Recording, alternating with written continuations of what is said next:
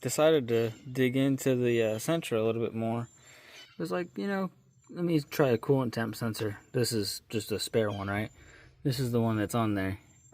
And as I start to twist it back, what's that color?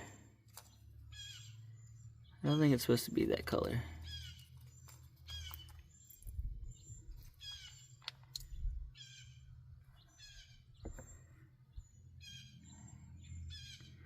It's got oil all over it. Put that back for now. But yeah. So maybe that's why the fans aren't turning on.